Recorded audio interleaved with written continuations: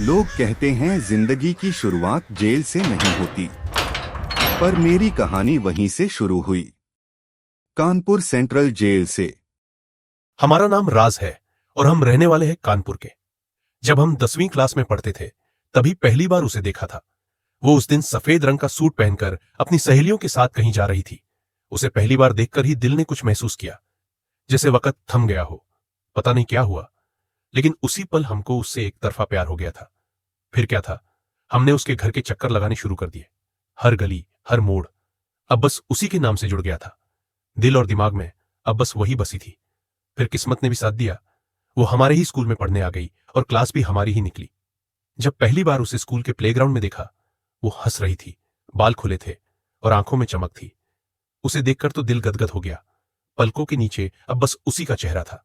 फिर एक दिन हिम्मत जुटाई, मौका देखा और हमने धीरे से उसके पास जाकर कहा, मुझे नहीं पता ये क्या है, पर जब से तुम्हें देखा है बस तुम्हें ही सोचता हूं। हर दिन, हर पल सिर्फ तुम। शायद ये प्यार है, एक तरफा ही सही पर सच्चा है। क्या तुम मेरी जिंदगी का हिस्सा बनोगी?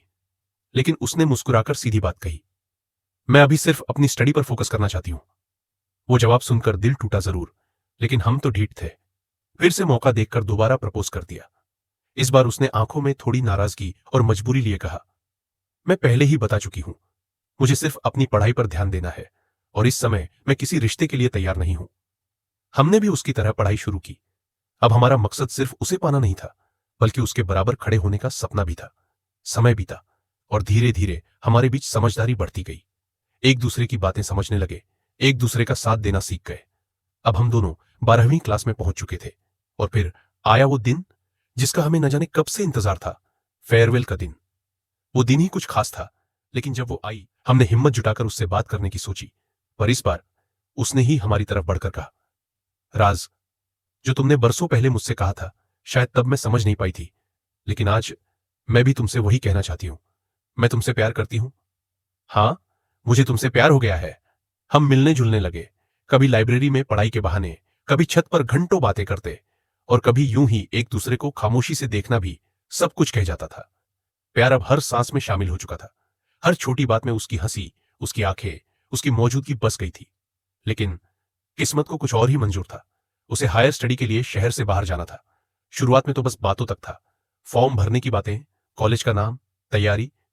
पर जब टिकट कट गई और जाने की तारीख तय हो गई, तब दिल भारी हो गया। और फिर आया वो दिन जब मैं ही उसे स्टेशन छोड़ने गया। हम दोनों साथ में ट्रेन तक गए। उसके हाथ में बैग था, मेरे दिल में बोझ। मैंने कोशिश की खुद को संभालने की, उसके सामने मुस्कुराने की, ताकत देने की। लेकिन जैसे ही ट्रेन चली, वो मुझसे दूर होने लगी। उसका चेहरा, उसकी आंखें, उस पल की खामोशी। दिल ने बहुत कुछ रोका, पर आंखें ना रोक सकी। मैं उसके सामने नहीं रोया, पर जैसे ही वो चली गई, मैं वहीं स्टेशन पर फूट फूट कर रो पड़ा। उसके जाने के 2 दिन बाद हम थोड़ा गुमसुम थे, लेकिन जिंदगी कहाँ चुप बैठने देती है। तभी अचानक कुछ लड़के सामने आकर मुझे घेर लेते हैं। अचानक लड़ाई शुरू हो जाती है। लड़के मुझे धक्का देते हैं, मारने लगते हैं। मैं संभलने की कोशिश करता हूं। मुझे तो ये भी नहीं पता था कि मैं किससे लड़ रहा हूं।